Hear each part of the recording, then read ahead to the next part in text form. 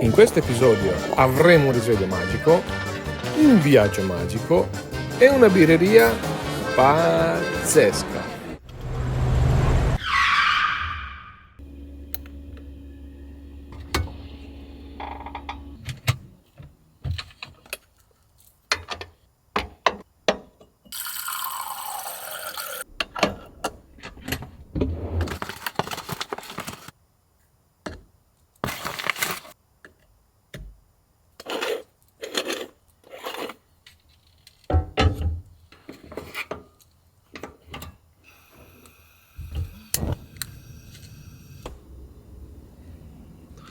Buongiorno, è presto, anzi prestissimo, per questo che non ho aperto oscuranti ma ho messo il caffè, anche se di solito non facciamo mai così presto.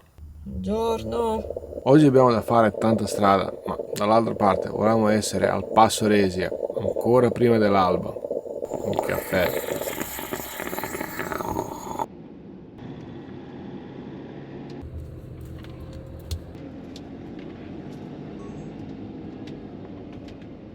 Quindi sono arrivati tutti dopo la vita. Non si vede niente, però si vede questo.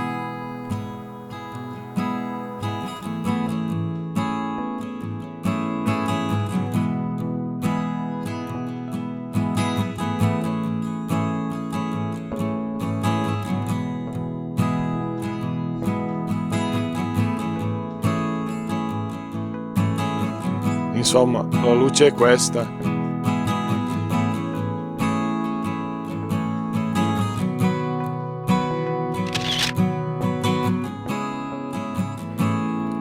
E incomincia a esserci un po' di luce.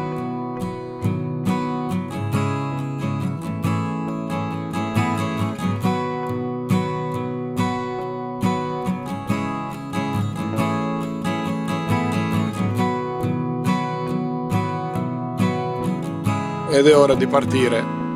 E prima di ripartire un goccio di caffè, perché fuori sono 2 gradi e siamo a novembre, voglio ricordare. Sì, però ieri a Merano erano tipo 30 gradi, quindi un sbalzo termico assurdo.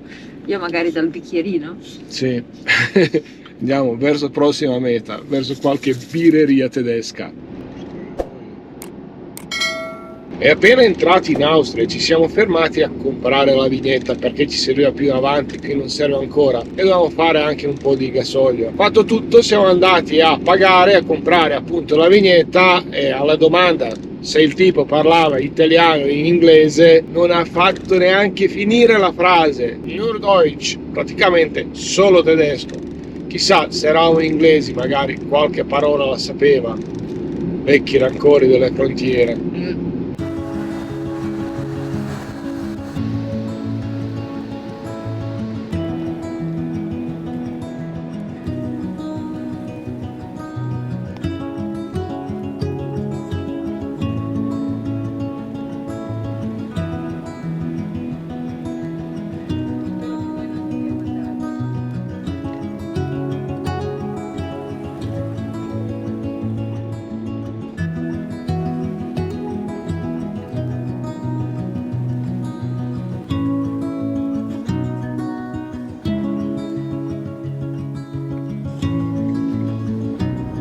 Stiamo arrivando in Germania. Siamo appena entrati in un paese dove come italiani siamo amati.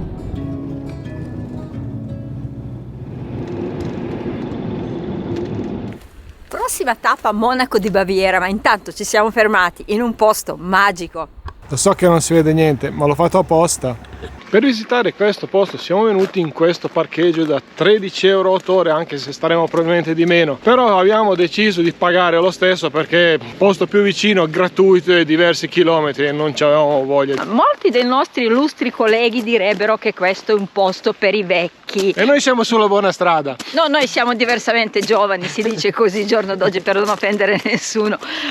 Perché è un posto turistico. Dall'altra parte, per comprendere un posto turistico bisogna intanto avere anche un po' di cultura. Ma sì, ma dall'altra parte neanche a noi piacciono le calche nei posti turistici, è per questo motivo che siamo venuti al mattino presto relativamente, e come vedete il parcheggio è praticamente vuoto, e per andare lì dove dobbiamo andare si può prendere il bus, però se volete perdere o 10 anni di vita o non perdere 10 anni di vita, dalla nostra ultima esperienza noi ve lo sconsigliamo. Scherzi a parte, un pullman su ci arriverete in 10 minuti, invece a piedi una mezz'oretta, 40 minuti. Ci sono anche le carrozze, le abbiamo anche viste, però quelle forse non partono proprio così presto, però durante la giornata si trovano sicuramente. Noi abbiamo preso una strada che non è segnalata da nessuna parte, ovviamente. Insomma, l'abbiamo trovato su Google Maps e incominciamo a prendere questa, poi probabilmente ci ricongiungeremo con la strada principale, ma volevamo approfittare, come prendo la luce così vado dietro, di questa salita per raccontarvi due cose, però magari cerchiamo una luce migliore. Le scarpe giuste non sono d'obbligo, ma aiutano.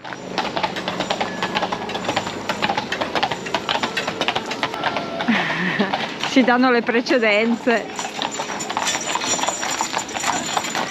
Questo posto è legato a un personaggio, ma un personaggio straordinario, magari con qualche linea di pazzia, ma se non fosse per questo noi non staremo qua sicuramente. Ma poi chi sano di mente ha lasciato qualcosa di importante al mondo? E anch'io sono sulla buona strada.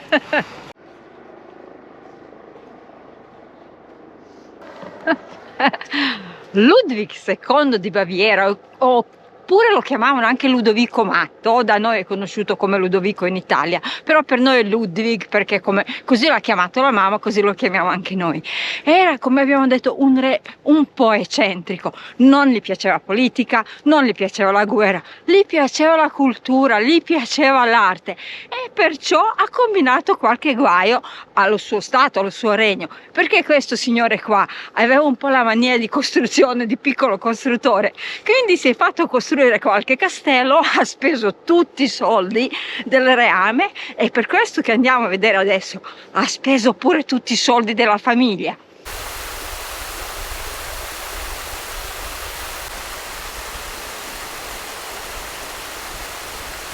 Noi non siamo qui a raccontarvi fatti storici riga per riga, non siamo il canale giusto e come una volta abbiamo detto non siamo Alberto e Angela. Ops. No, perché noi vogliamo soltanto illustrarvi di perché di alcuni fatti e poi alla fine dei conti perché siamo venuti a visitare un posto. Ma anche perché di buon Ludwig si potrebbe parlare per ore e ore. Le informazioni le trovate ovunque e sono interessantissime. Andate a dare un'occhiata, così magari mi viene voglia di andare a visitare uno dei suoi 3 castelli. Già quando siamo stati qua la prima volta, queste radici ci hanno ricordato un altro posto magico. Allora immaginatevi tutto questo al buio con la pioggia, tutto nero, foresta proibita, Harry Potter. E come abbiamo detto siamo arrivati in un posto magico, anzi siamo arrivati proprio a un viewpoint, a un bel vedere, già come volete, da dove si può ammirare la magnificenza dell'opera di Ludwig. Ora ve lo facciamo vedere. E siamo arrivati al primo castello di Ludwig.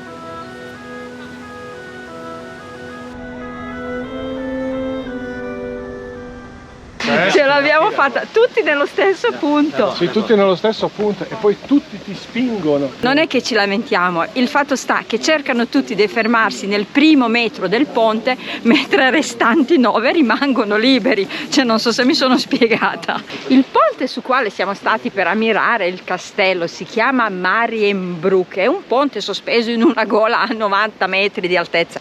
Una volta era tutto in legno, adesso sicuramente dite voi è più sicuro. No, le travi sono ancora struttura in legno traballano tutte, anche se la struttura è in ferro. Non ci sono le prove che questo castello, Neuschwanstein, non abbiamo ancora detto come si chiama, sia stato utilizzato da Disney come modello per i propri castelli principeschi, ma una cosa è vera, che questo qua è un castello vero, realizzato o almeno immaginato dallo stesso Ludwig, e si può dire anche che questo è il castello numero 0, quindi un po' di magia c'è sicuramente. Per dirigere i lavori Ludwig non abitava molto lontano, abitava proprio dietro le mie spalle nel castello di famiglia Hohenschwangau. Una posizione stupenda, proprio lì accanto al lago.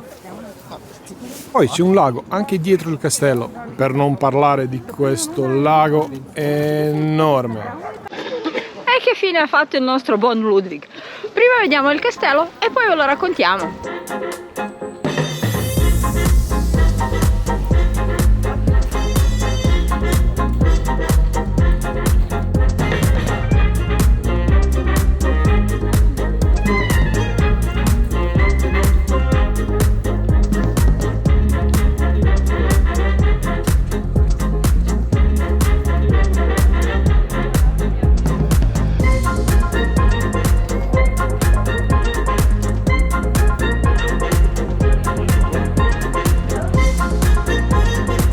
A 41 anni Ludwig viene dichiarato malato di mente dal Consiglio di Stato senza neanche una visita medica. Fu imprigionato e poco tempo dopo, poverino, annegò in circostanze misteriose, quindi nessuno proprio crede a questa versione. Della serie come liberarsi di un personaggio scomodo. Ma questo è soltanto il primo dei 3 castelli di Ludwig. Uno l'abbiamo visitato, oltre a questo ovviamente, che si trova su Chiemsee, sull'isola degli uomini. E quello, per differenza di questo, che è un'opera unica e magnifica, è una coppia in scala, penso 1:5 o non lo so, proprio della Reggia di Versailles. Ma non è stato fatto perché una coppia, è stato fatto per onorare la casa degli Borboni che Ludwig rispettava tantissimo.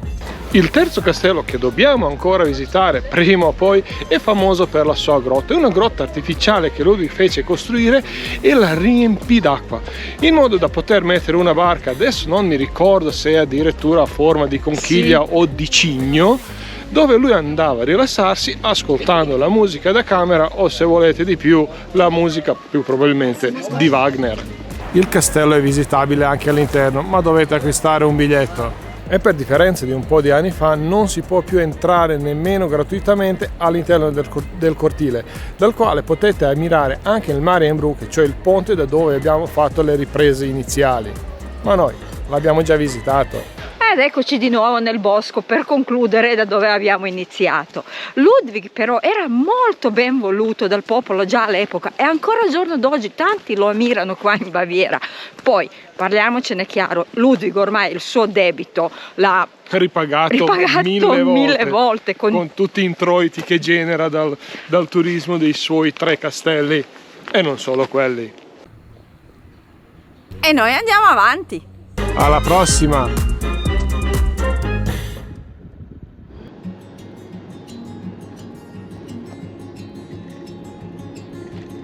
E ora, andando verso Monaco, facciamo un pezzo della Romantische Straße, anche se non ci fermeremo in realtà da nessuna parte. Però una cosa incredibile, non c'è nessuno. Abbiamo incontrato 2 macchine, dietro di noi non c'è praticamente nessuno e si sente una bell'aria profumata che praticamente stanno concimando i campi.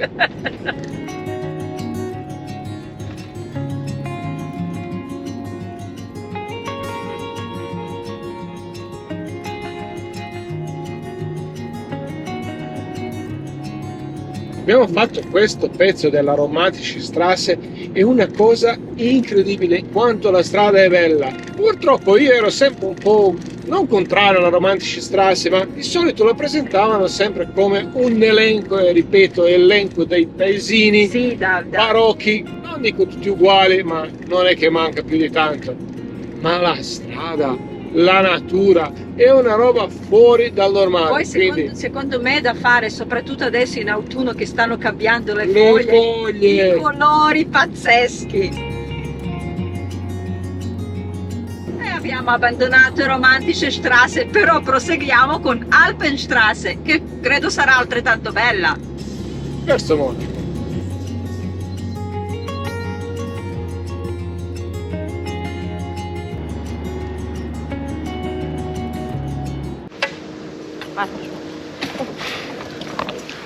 Ed eccoci arrivati. È da tanto che volevamo venire qua a Monaco e parcheggiare ad Allianz Arena e comunque questa volta non siamo riusciti. E non siamo riusciti per un semplicissimo motivo, perché oggi c'è la partita e quando ci sono le partite ad Allianz Arena, per quanto ne sappiamo noi, non è consentito parcheggiare e nei campeggi si trovano sempre dei mezzi molto interessanti e, come direbbe Giulia, anche molto tatini. E se non conoscessimo il traffico attorno al Monaco, forse saremmo anche andati a vedere se c'è il posto, però comunque, visto che siamo arrivati nell'orario proprio della partita, era proprio assurdo anche fare un pensiero del genere. E da qua per arrivare in città di solito si prende la metropolitana, ma visto che la metropolitana è a circa 10 minuti 15 da qua, qui si prende il pulmino proprio davanti al campeggio. Però visto che intanto pulmino non c'è e noi non abbiamo problemi di fare quelli 10-15 minuti, però visto che è arrivato pulmino andiamo a prendere pulmino, così vediamo anche quanto costa. Sei riuscita? Ce l'abbiamo fatta. E avevamo qualche problema con l'acquisto del biglietto, perché vabbè, poi ho pagato io. Sì, poi anche con il pagamento, ma noi siamo troppo imbranati. Noi quando ci sono dei problemi, quelli che attirano le view, noi non filmiamo mai. Ma vi devo dire questa cosa, che questo biglietto che abbiamo comprato alla fine vale anche per la metropolitana, quindi anche se arrivavamo qua a piedi il costo era uguale. Qui sono tutte immagini degli animali, perché qua a Thalkirchen c'è lo zoo proprio dietro, Sì, dietro il campeggio. dietro il campeggio. Wow! Tutti i muri sono dipinti, anche dall'altra parte. Madagascar, ma non è nostro. Ancora una nota per quanto riguarda Allianz Arena, area sosta e questo campeggio, perché mi sembra importante. Ad Allianz Arena dovete comunque, non c'è pulmino, camminare un 15-20 minuti, perché dall'area sosta fino all'ingresso della metropolitana ci sono 1,5 chilometri, 2, più o meno, diciamo. È servito con tutti i mezzi. Sì. Nostro? Sì, è il nostro, verso Marienplatz.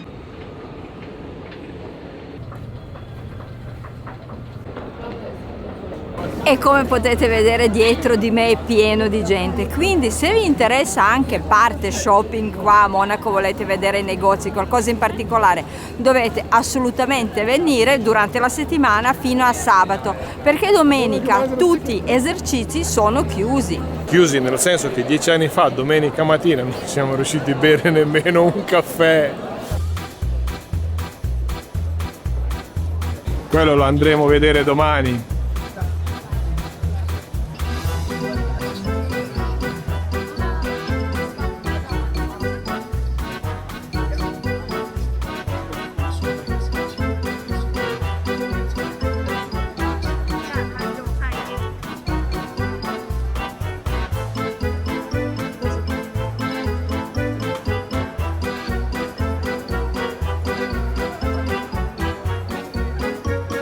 E ci troviamo in Marienplatz, Piazza della Maria, che è piazza centrale della città di Monaco. Ma non è che vi serve zio Google per tradurre Marienplatz in Piazza della Maria, anche perché avete la statua della Vergine qui in mezzo alla piazza, tutta bella d'oro. Lì in fondo che state vedendo è il vecchio municipio. Invece dietro le mie spalle si trova il municipio nuovo con il suo famoso carillon, che non è questa musica che state sentendo adesso. E di solito nessuno fa vedere la parte della piazza che è di fronte al municipio, ma noi siamo sempre controcorrente e questa è la testa di Maya che non voleva spostarsi. La torre è splendida. E passando qua, per caso abbiamo trovato il negozio olandese del formaggio, quello dove noi a Alkmaar e Volendam abbiamo fatto schifo per quanto tempo siamo stati a fare degli assaggi. Quindi magari adesso andiamo a riprovarlo.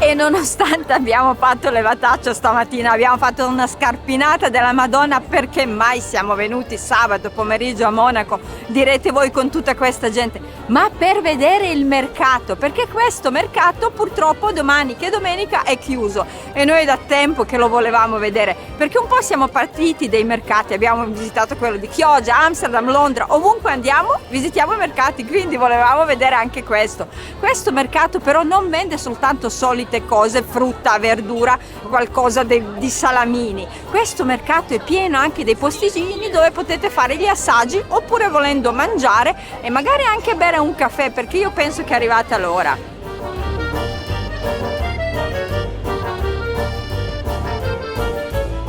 In mezzo al mercato si trova il Palio di Maggio, che abbiamo visto davanti alle varie birrerie. Intanto, mentre siamo in coda per il caffè, vi spieghiamo magari cos'è il Palio di Maggio. È usato in tutta l'Europa, ma anche in tutti i paesi nelle modalità diverse. Per esempio, da noi può essere comparato all'albero della cuccagna, anche se non è la stessa cosa. C'è una coda assurda per il caffè, speriamo che è buono. Ma è ovvio che c'è la coda, è una torrefazione, infatti di là vendono anche caffè, lo potete portare a casa sia in chicchi che macinato, quindi dovrebbe essere buono. Spiegarci meglio, coda incomincia qua e finisce lì in fondo. Tanto che il caffè si raffredda, continuo io. Non è che c'è bisogno di spiegare che cos'è un Palio di Maggio. Si usa per esempio nell'Oktoberfest o in altre feste o i punti di ritrovo, ma forse la migliore spiegazione l'abbiamo trovato, perché abbiamo cercato, nelle parole del sindaco di Monaco del 62, che ha detto: siamo un villaggio e dobbiamo avere il Palio di Maggio. Fa pure rima. Ma perché abbiamo cercato le informazioni? Perché questi dettagli fanno sì che si capisce il luogo che si visita, la cultura e le tradizioni. Adesso beviamo il caffè Sotto il Palio di Maggio. Che mi compro una camicetta? Bellissima.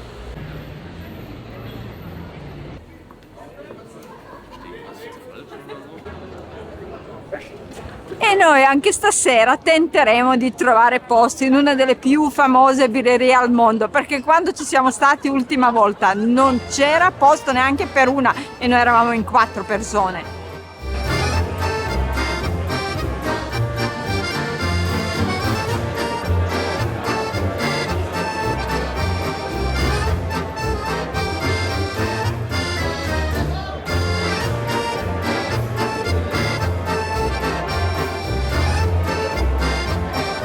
E niente, il posto non l'abbiamo trovato, adesso proviamo della concorrenza.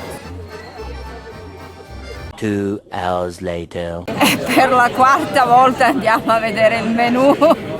È veramente difficile da credere, abbiamo una situazione assurda. Abbiamo girato, non so, 7, 8, 9 birrerie e abbiamo incominciato prima delle 6. Ma abbiamo trovato un bel posto all'ombra. E adesso sono quasi le 7 e soltanto adesso abbiamo trovato il posto proprio sotto la chiesa della Nostra Signora.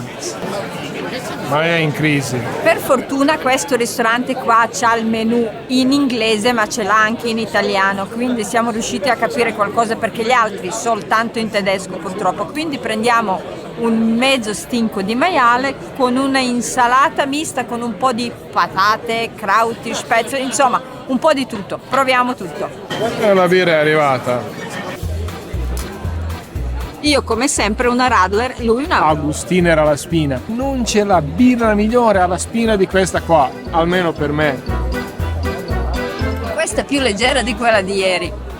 Buonissima. Mi sa che mi frego il bicchiere. Ja, Salad with 2 Brezel. Oggi sono più piccoli, perciò ne ho presi 2. Lo sapete a cosa servono i brezel? per dare un senso alla birra. E sono veramente buoni, sono molto più croccanti rispetto a quello che abbiamo mangiato ieri.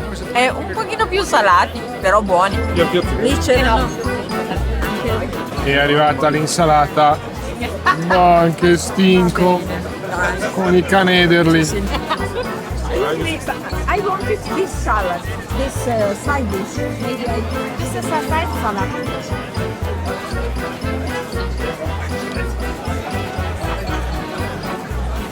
Dai.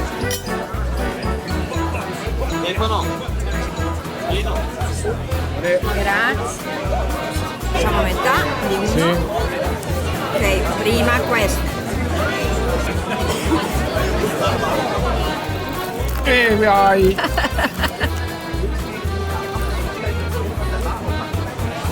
Abbiamo detto che questo è solo mezzo. Pischetto. Prima i canederli. E questo è il canederlo alla carne.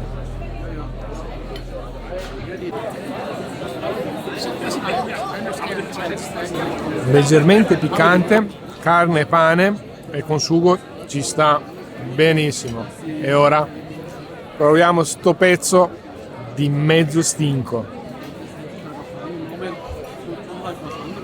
È buonissimo, veramente. Stinco è cotto bene, mi piacciono anche i canederli. È la prima volta che mangio canederli veri, quelli non confezionati comprati da noi. Ora proviamo anche la crosticina finché è ancora bella calda e croccante. Ma abbiamo cambiato l'insalata perché non era quella che ha ordinato Maya. Infatti io volevo insalata di patate con i cetrioli e la cipolla, delicatissima. Ora, la crosticina, la cotenna è croccantissima e l'insalata è pazzesca.